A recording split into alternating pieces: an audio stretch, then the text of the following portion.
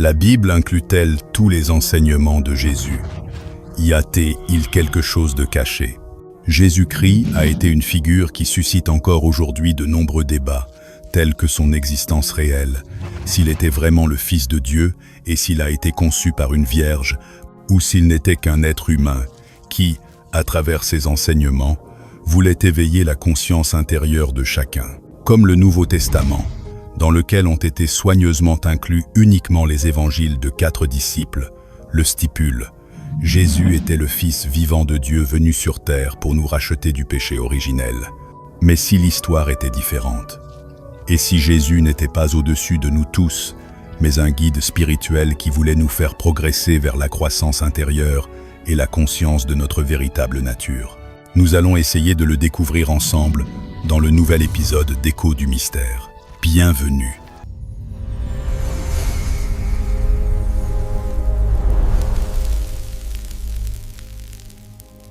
Le Nouveau Testament de la Bible présente Jésus non pas comme un homme ordinaire, mais comme celui venu pour nous sauver.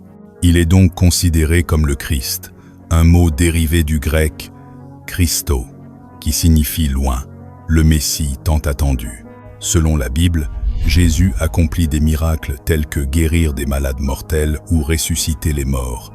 Plus tard, après sa crucifixion et son placement dans une grotte, il est dit que Jésus ressuscite, ce qui constitue l'apogée de ces miracles. Dans la Bible, Jésus est Seigneur et Fils de Dieu d'une manière unique. Il reste à jamais distinct du reste de l'humanité qu'il est venu sauver.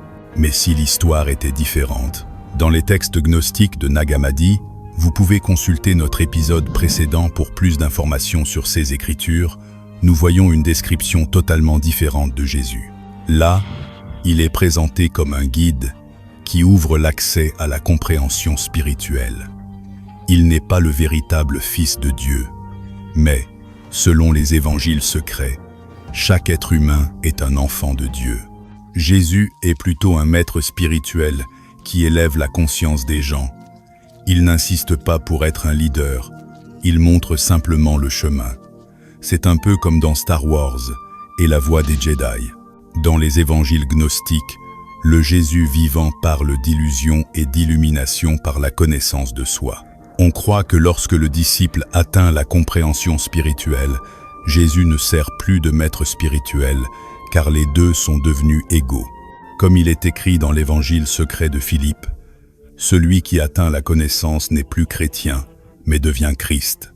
Ainsi, nous voyons que le nom Christ ne signifiait pas l'élu ou le Messie, mais plutôt celui qui a acquis la connaissance et est finalement devenu un avec Dieu. N'est-ce pas cela que nous devrions tous chercher, devenir un avec tout ce qui est, consciemment? Le Christ est un état de conscience. C'est l'état que la communauté spirituelle appelle aujourd'hui unité ou conscience de l'unité. Jésus représentait la conscience du Christ. Jésus dit: « Je suis la lumière qui est au-dessus de tous. Je suis le tout. Le tout est issu de moi, et le tout est revenu à moi. Fais un morceau de bois, et je suis là. Soulève une pierre, et tu me trouveras là. » L'évangile de Thomas relate que, dès que Thomas reconnaît Jésus, ce dernier lui dit qu'ils ont tous deux reçu leur être de la même source, qui est la conscience divine. Par conséquent, nous pouvons supposer que l'enseignement principal de Jésus, en tant que guide spirituel, était que la connaissance de soi équivaut à la connaissance de Dieu. Il y a de la lumière en l'homme de lumière, et elle illumine le monde entier. S'il ne brille pas, il est ténèbres. Aujourd'hui, les chrétiens croient que le Christ était un avec Dieu, mais Jésus semble avoir une autre opinion. C'est l'un des soi-disant secrets. Il disait que nous sommes tous Dieu également, enfants de la lumière, connectés toujours et pour toujours à la conscience divine. Il dit explicitement à Jacques: « Libère-toi de cette idée aveugle que tu n'es que le corps de chair qui t'entoure, alors tu atteindras celui qui est. Alors tu ne seras plus Jacques, mais celui qui est très proche de la compréhension que nous sommes tout ce qui est. Bien sûr, individuellement, cela signifie celui qui est, n'est-ce pas? L'évangile de Thomas, le plus connu ces dernières années, indique également que le royaume des cieux, que l'âme recherche depuis longtemps, n'est pas un royaume physique de Dieu, mais un état d'être, un état de conscience. Jésus dit, « Le royaume est en vous, et il est aussi à l'extérieur de vous. Lorsque vous vous connaîtrez vous-même, vous serez connus, et vous réaliserez que vous êtes les fils du Père vivant. Mais si vous ne vous connaîtrez pas, vous demeurez dans la pauvreté, et c'est vous qui êtes cette poésie. » Cette citation souligne également ceux qui restent fermés et refusent de découvrir leur véritable moi, et enseigne que le manque de connaissance de soi est finalement synonyme de poésie, de l'âme et de l'esprit. Ils ne trouveront ni le royaume intérieur ni extérieur, mais resteront pauvres et continueront à se réincarner jusqu'à ce qu'ils réalisent enfin la connaissance. Elle encourage également la recherche continue de la vérité. C'est cette compréhension que la voie n'a pas de fin, car le chemin pour chercher est la vérité elle-même, le voyage pour se connaître soi-même. Dans l'évangile de Thomas, 2 informations très importantes, écrites environ 300 ans après l'époque de Jésus, sont les suivantes. Verset 106, Jésus dit, « Quand vous ferez les deux à un, vous deviendrez les fils de l'homme, et quand vous direz à une montagne de s'éloigner, elle s'éloignera. » Une interprétation possible est que lorsque vous pouvez unir vos pensées et vos émotions dans votre cœur en une seule force puissante dans votre corps, c'est alors que vous avez le pouvoir de parler au monde. De plus, si vous décidez consciemment de concentrer votre énergie sur une seule pensée ou énergie, vous aurez toujours le pouvoir de la réaliser, car c'est notre véritable pouvoir et le secret bien gardé à travers les siècles. Nous sommes tous des créateurs, tous des dieux vivants, qui créons nos propres réalités. L'évangile de Thomas représente notre connexion à la conscience et à tout ce qui est. C'est la connaissance qui libère l'homme. On a essayé de le dire de nombreuses fois et rien ne se produit. Mais pourquoi? Parce que la demande n'est pas faite avec la pensée et l'émotion.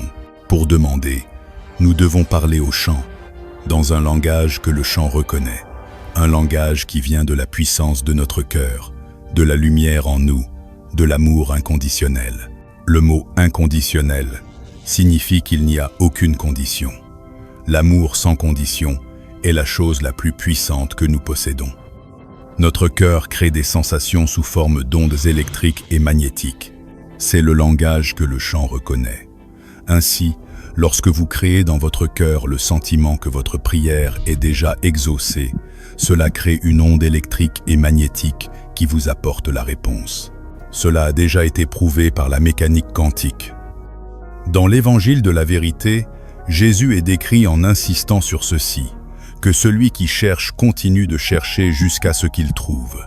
Lorsqu'il trouve, il sera troublé. Lorsqu'il sera troublé, il sera étonné. Et il régnera sur toute chose. Cette parole, en quelque sorte, met en garde ceux qui décident d'entreprendre le chemin de la découverte de soi. Les gnostiques croient que la gnose n'est pas appropriée pour tout le monde, car certaines personnes ne sont tout simplement pas prêtes à recevoir une compréhension aussi profonde de tout, et cela ne mènerait qu'à des résultats négatifs. Cependant, ceux qui sont prêts peuvent aussi être confus, voire temporairement perdus, car l'acquisition de la connaissance transforme la perspective de l'homme sur le monde.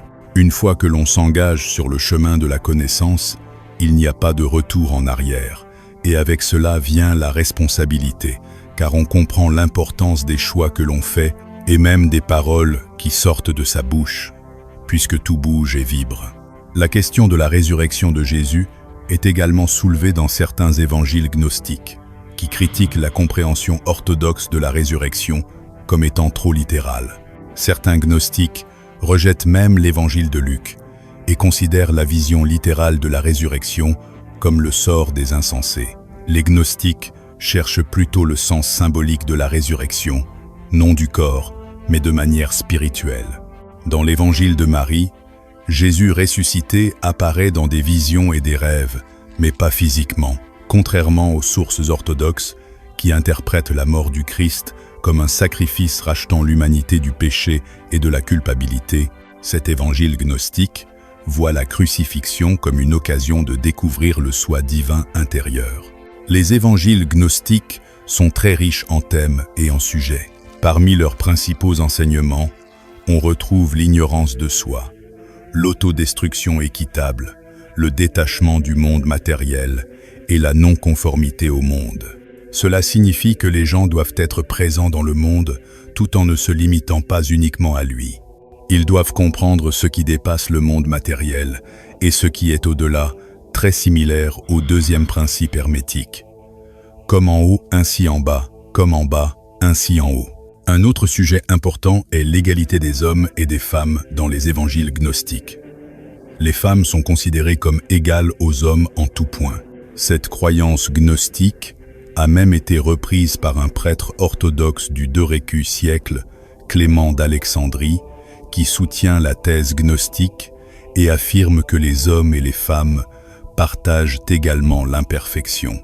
Le nom d'humanité est commun aux hommes et aux femmes, et pour nous, en Christ, il n'y a ni homme ni femme. Pour le judaïsme et ensuite le christianisme, le but principal de la vie est de vivre selon les règles de Dieu, afin de racheter le péché originel.